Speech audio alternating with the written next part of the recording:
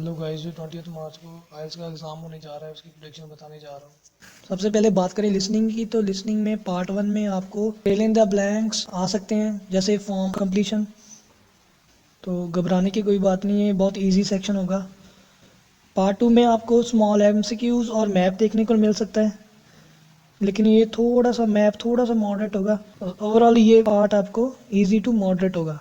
Part 3 में आपको large MCQs होंगे, लेकिन थोड़ी सी आपकी ऑडियो भी फास्ट चल सकती है, तो आपको बिल्कुल ध्यान बना के रखना है। थोड़ा सा पार्ट 3 ये मॉडरेट होगा। पार्ट 4 में आप फिल इन द ब्लैंक्स और मैचिंग्स आ सकती हैं। इसमें आपको बिल्कुल ध्यान बना कर चलना पड़ेगा, क्योंकि इसमें जो ऑडियो होगी बिल्कुल फास्ट चलेगी, तो ये थोड़ा सा मॉडरेट होगा आपको, तो आपको बिल्कुल ध्यान बना के चलना है। ओवरऑल जो आपकी लिसनिंग है वो ईजी टू मॉडरेट आएगी।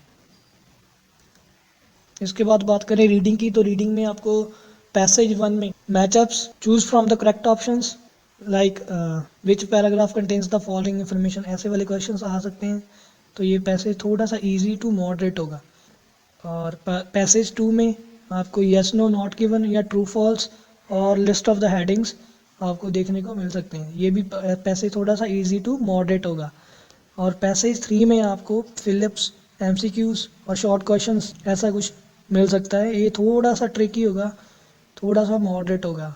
तो आप इसमें क्या स्ट्रेटजी बना के चल सकते हो कि आप पहले पैसेज के नाम रीड करो, जिसमें आपको लगे कि यार ये थोड़ा सा इजी है, तीनों में से एक ही लुक में आपको पता चल जाता है। कुछ पैसेज ऐसे होते हैं हिस्ट्री रिलेटेड होते हैं, तो थोड़े से टफ होंगे, तो कुछ साइंस रिलेटेड होंगे, और कुछ हमारे इन्वायरमेंट रिलेटेड होंगे, तो ऐसे वाले पैसेज थोड़े से ईजी होते हैं। ट्राई करो कि उनको पहले अटैम्प्ट करो। जो इजी वाले क्वेश्चंस होते हैं या इजी वाले पैसेज होते हैं उनको पहले अटैम्प्ट किया करो। ट्राई करा करो कि जो क्वेश्चन आपको इजी लग रहे हैं पहले वो अटैम्प्ट करो, और जो क्वेश्चन टफ लग रहे हैं उसको स्किप कर दो। उस पर ज़्यादा टाइम स्पेंड नहीं करना, थोड़ा सा स्किम एंड स्कैन की टेक्निक आपको अपनानी पड़ेगी। तो पैसेज 3 में और लास्ट में आप क्या कर सकते हो, बाद में जब आपके पास 3-4 मिनट बाकी लास्ट में रहते हैं, तो आप गैस वर्क लगा सकते हो और क्वेश्चन कोई भी छोड़ के नहीं आना। ये पैसेज आपका थर्ड पैसेज थोड़ा सा मॉडरेट होगा। ओवरऑल आपकी जो रीडिंग होगी वो इजी टू मॉडरेट होगी। Talking about your writing, writing में आपको टास्क 1 वो लाइन, बारग्राफ, मैप और टेबल आ सकते हैं, बहुत इजी वाले होंगे, मैक्सिमम आपने उसकी प्रैक्टिस भी की होगी। और टास्क 2 में आप इस बार क्वेश्चंस आपको politics related, health related, education, science, society related आपको क्वेश्चंस आ सकते हैं। बहुत मॉडरेट क्वेश्चंस होंगे। तो इसमें आपको बोथ व्यू टाइप्स देखने को मिल सकती हैं या एग्री डिसएग्री टाइप। स्ट्रैटेजी वही है कि आपको 2 या 3 बार स्टेटमेंट को पढ़ना है ध्यान से, उसमें अंडरलाइन करना है कि वो क्वेश्चन में जो एग्जामिनर है क्या पूछना क्या चाहता है, और उसके बाद आपने डिसाइड करना है कि इसमें कितने वीपी बनेंगे, किस वीपी में क्या लिखना है। तो सबसे पहले आपको 5-6 मिनट की प्लानिंग बनानी है कि प्लानिंग में इसमें आपने क्या करना है कि आपने ये फाइंड आउट करना है कि आपने पॉइंट्स कौन से लिखने हैं। उसके 1 या 2 वर्ड्स आपने क्वेश्चन बुकलेट पे आप लिख सकते हो। उसके बाद जब आपके पास प्लानिंग होगी तो आप आराम से 20-25 मिनट्स में आप पैसेज कंप्लीट कर सकते हो। तो अगर ऐसे स्ट्रेटजी बना के चलोगे तो आपका इजी हो जाएगा। और लास्ट में आपको 3-4 मिनट आपके अपने पास बचने चाहिए, ताकि आप प्रूफ रीड कर सको, क्योंकि खुद जब प्रूफ रीड करते हो तो मैक्सिमम हमें 2-3 मिस्टेक्स मिल जाती हैं, वही एक आध बैंड बढ़ाने के लिए काफ़ी होती हैं।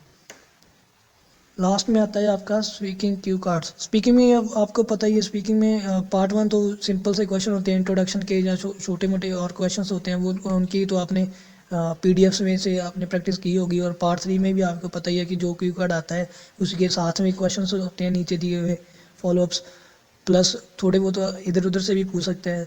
तो मेन इसमें टारगेट है वो हमारा क्या होना चाहिए, स्पीकिंग क्यू कार्ड्स में जो फ्रेश अभी ट्रेंडिंग में चल रहे हैं क्यू कार्ड्स, जैसे describe a large company you are interested in. Second, describe your favorite weather. Third, describe a famous person you are interested in. Fourth, describe a childhood toy you like the most. And fifth, describe a part of city or a town you like to spend time in.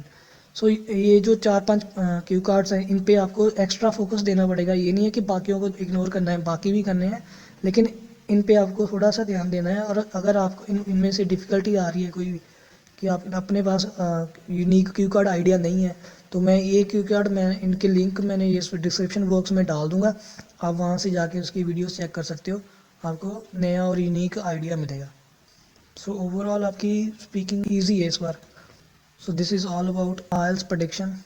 Thanks for watching. Here are other 2 videos. You can watch them as well. And if you haven't yet subscribed my channel, please subscribe it and hit the bell icon for my upcoming videos, and share these all videos among your friends.